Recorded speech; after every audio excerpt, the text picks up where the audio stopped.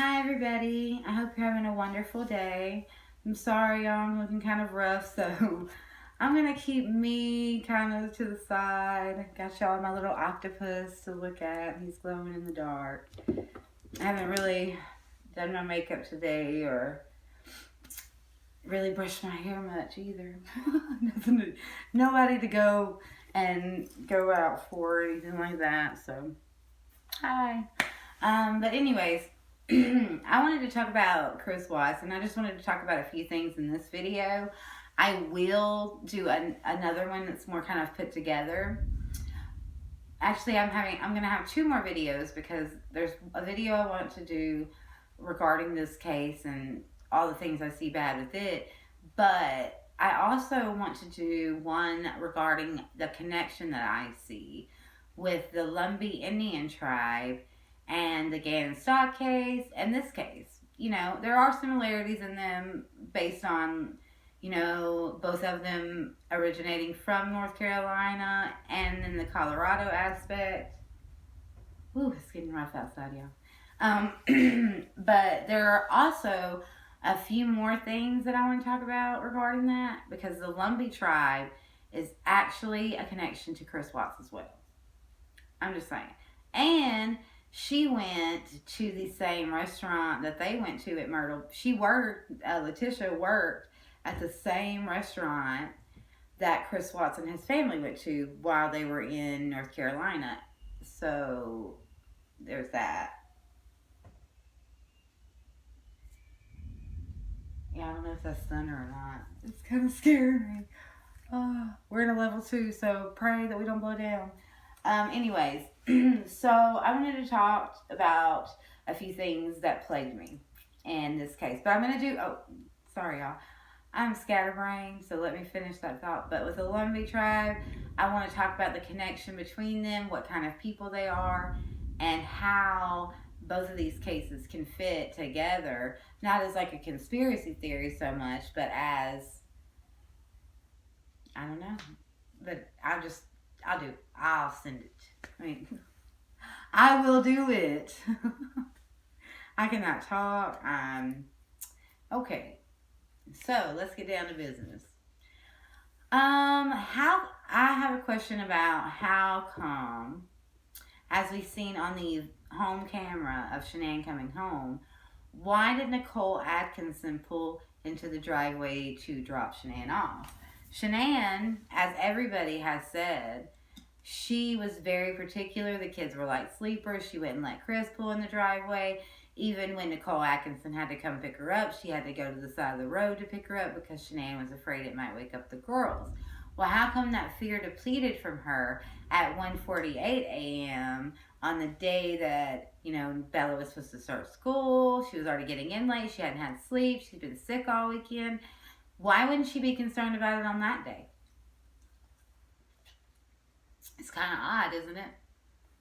Because, you know, on the camera you can see that she is that she is in the driveway with her headlights on when Shanann gets out of the car. It doesn't show Shanann getting out of the car, but it shows the car in the driveway with the headlights on. Okay, so the next topic that I have to discuss is the fact that the day that Shanann, Bella, and Celeste were placed on his work site is the exact day that Nicole Kessinger and 11 other people from his work, their contracts were ending with Anadarko that day.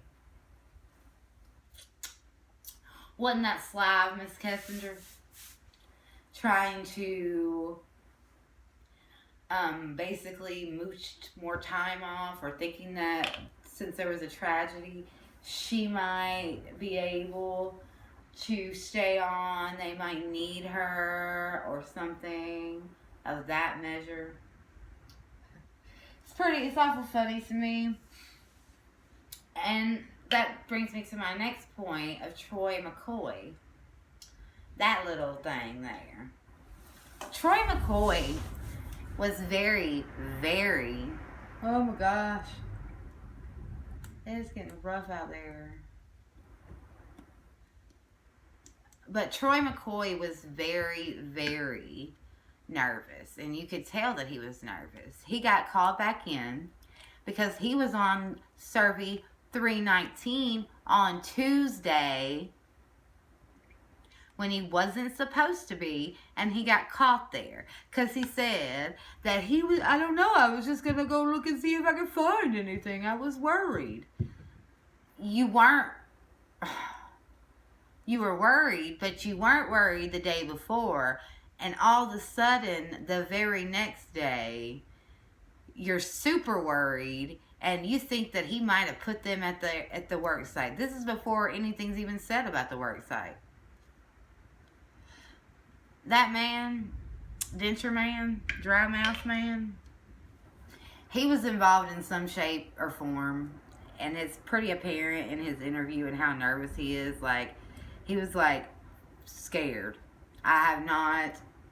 He had more of a shaky voice than Nicole Kessinger. She had shaky voice like, alright, let's go to this one. Charlotte. Okay, so her and the detective are, they're sitting there. This is when she has that other phone that has the new messages some messages came through. Well, nobody's ever really talked about this, but the reason that she was like, oh, why do you have to have everything? It was because she wasn't expecting for them to try to do the phone that she was going to be using from then on. She wasn't expecting that. And it freaked her out. As you can tell when he's gone from the room, this is such bullshit, that she says under her breath. Oh, I hope the lights don't go out. Sorry, y'all. It's just getting really, really bad outside. I didn't know it was going to do this, or I would have waited. But anyways, so she's sitting there. She realizes that she's going to have to tell him, what the messages are about so she can do damage control.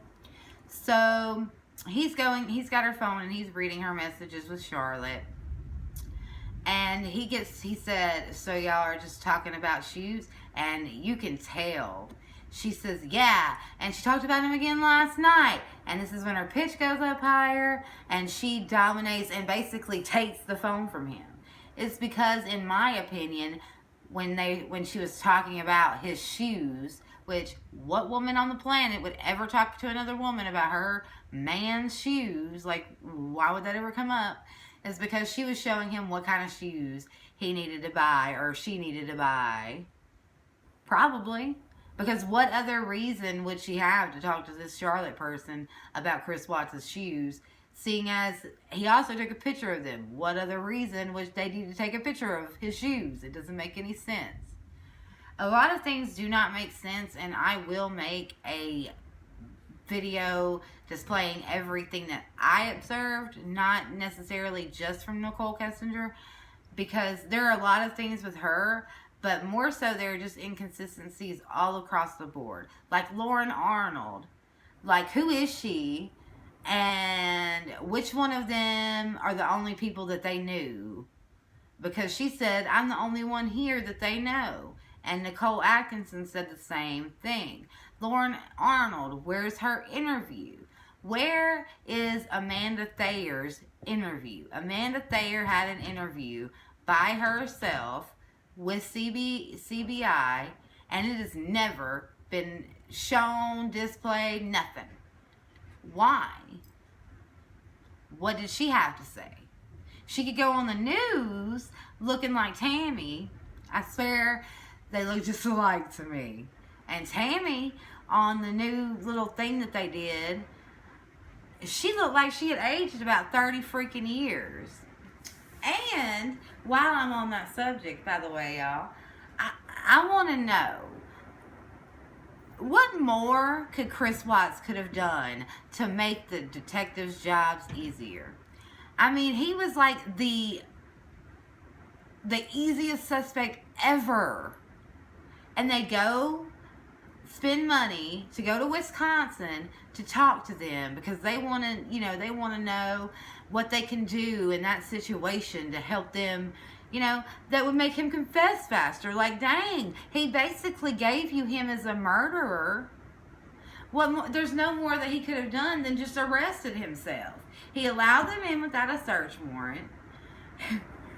He allowed them to give him a lie detector test.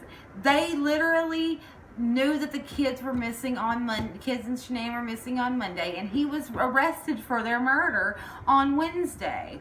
What more could he have done? And furthermore, why? I don't care if they're trying to get information about him, from him regarding the murders or not.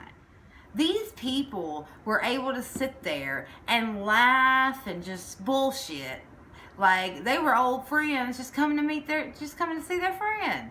And then they had to talk about a little bit of icky stuff in the middle. And then after that, these same detectives claim that they had such a hard time dealing with it. Bull crap. You can't convince me that those detectives had such a hard time. They aren't that good of an actor. If they are, they're on the wrong sector because they aren't great detectives. They need to go play detectives on TV if they have that great of an acting power. To claim that you can't see a child without breaking down and what it did to you mentally, I don't buy it, and nobody will ever be able to convince me that it was that tragic for them. I understand that it was tragic getting them out of the tanks. All of that was tragic, but it didn't affect these people. Because if it had, they would not have been able to do and act how they acted when they were interviewing him. I mean, people can think I'm wrong for saying that, but that is the God to honest truth. It just wouldn't happen.